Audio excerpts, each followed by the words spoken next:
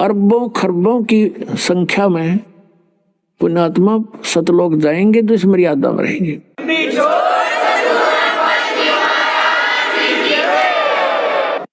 और सतलोक यूं नहीं जाएंगे कि ऐसे मरते आना डर लगेगा फलाना होगा, नहीं, आपको न पता भी नहीं लगेगा मृत्यु विघ्ना, क्योंकि इस ज्ञान से आपको ये दृढ़ता आ जाएगी कि यूं कवर तो छूटेगा। ये कवर जो हमारा पर डाल रखा है 5 तत्वों का शरीर, ये तो छूटता है, सबका छूटे, ये तो रहना ही नहीं है। फिर इसके अंदर इसके डर किसा, इसके मरने क्या फिर भय किसा। और फिर ये होगा कि हमने जो भक्ति की है ये परमात्मा की बताई हुई है, और इससे आपके अंदर चाहे आप कुछ भी सोचने की चेष्टा करोगे, ये भक्ति का प्रबल ये प्रवाह आपको डगमग नहीं होने देगा, इतनी दृढ़ता पैदा कर देगा। जैसे सूरवीर होते हैं शीश दे देते हैं पर उनके मन में डर नहीं पैदा हो, तो आप वो सूरवीर बन जाओगे काल के साथ लड़ने वाले। इसके सभी अटैकों का आपके ऊपर कोई असर नहीं होगा, और ऐसे जाओगे। कहते हैं आए हैं सो जाओगे राजा रंग फकीर, एक तो सिंहासन पर बैठ के जाएंगे, एक जुड़े जान जंजीर। आप तो जाओगे जैसे विमान के अंदर बैठा के ले जाएगा मालिक आपको, जैसे आपको सौंपना सा होगा, आपको सौंपन सा होगा। जैसे सौंपन में आदमी कार में बैठकर खूब सैर सपाटे करता है, तो ऐसे जा पहुंचोगे। तुम सतलोक जा लोगे, जब पता चलेगा वो शरीर वो कांचड़ी तो छोड़ा है, वह तो छोड़ने की थी, वह तो उसमें तो बहुत दुखी हो रहे थे। तो ये सारे जो तरीके मालिक करेगा आपके लिए। न जीव तो एक चौने नहीं छोड़ सकता अपने हिसाब से। तो हर सारा कुछ ऑपरेशन पे डॉक्टर का ही होता। मरीज जब उसके ऑपरेशन थिएटर में समर्पित हो जाता है, तो आप समर्पित हो जाओ, फिर वो करेगा सारा कुछ आपको हर तरह से बचाव करेगा। जो आवश्यक वस्तु होगी वो आपको देगा, नहीं होगी तो नहीं देगा। तो डॉक्टर के अंतर्गत अंडर ट्रीटमेंट होने के बाद मरीज ने अपने नहीं चलानी चाहिए, वो रोग को बढ़ा सकता घटा नहीं सकता, ये सोच लेना। तो जो पार नहीं होंगे वो दुर्भाग्य प्राणी, वो दुर्भागी प्राणी क्या बनेगा उनके साथ? फिर वो जाएंगे जैसे आपको इतने ये रियल मंत्र है आपको जो प्राप्त है, ये सब इन देवताओं के, ये इनकी उपासना नहीं है, ये पूजा नहीं है, ये मजदूरी दे रखी है आपको। जैसे हमने किसी का ऋण देना है और उसके वहां मजदूरी, पूजा थोड़ी कर रहे हैं, हमने ले रखा तो देना पड़ेगा। तो ऐसे ही इन भगवानों की जो मजदूरी आपको दे रखी है यहाँ के प्रभुओं की, तो ये बहुत बड़े बहुत गजब के मंत्र हैं, बहुत अच्छे। और इनकी पूंजी आपके पास ढेर हो जाएगी। इनका ऋण भी आप ऋण उतार नहीं सकोगे, क्योंकि ऋण तो परमात्मा उतरवा होगा, साथ खड़ा होगा। यू काल तो धोखा देता है तुम्हारे साथ।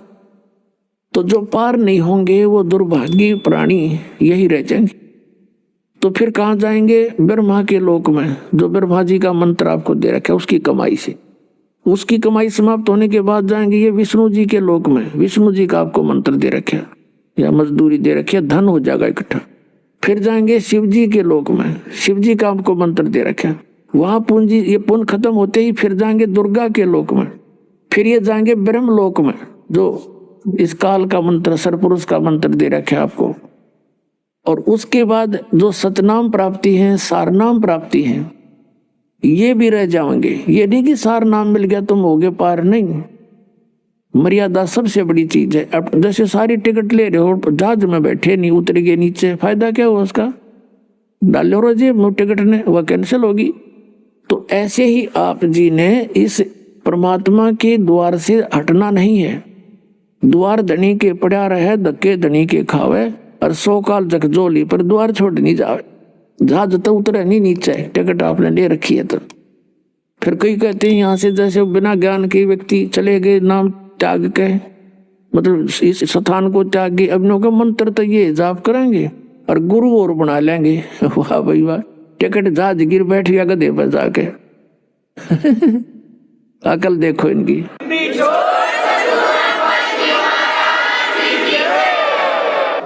तो इसके लिए परमात्मा बताते हैं कि वो जब रह जाएंगे ना यहाँ पे, तो ऐसे प्राणी फिर वहां रोते हैं बैठ के, उनको ज्ञान होता है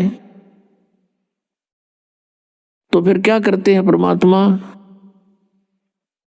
के कहते हैं, उसके बाद जैसे फिर आप जाओगे वो जो सतनाम में दो मंत्र, दो अक्षर का मंत्र है, एक ओम है तो ब्रह्म का जाप है, और दूसरा मंत्र है वो अक्षर पुरुष का जाप है, अक्षर पुरुष यानी परब्रह्म का।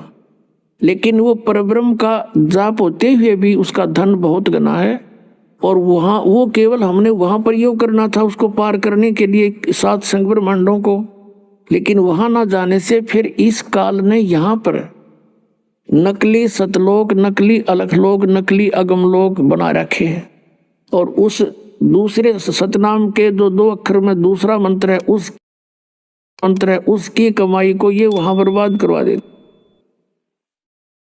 उसके बाद फिर भी पुण्य इसके बहुत बच जाते हैं, क्योंकि ऐसा मंत्र है।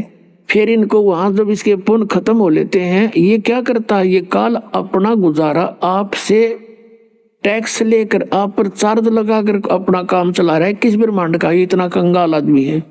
जैसे राजा होता है वो प्रजा से टैक्स लेकर ही प्रभु पाकता है, उसके टैक्स से सेना खरीदता है, उसके टैक्स से मौज मारता है, उसके पास खक नहीं होता। ऐसे यहाँ की सारी व्यवस्था, यहाँ के भगवानों तक भी यही व्यवस्था है इनकी।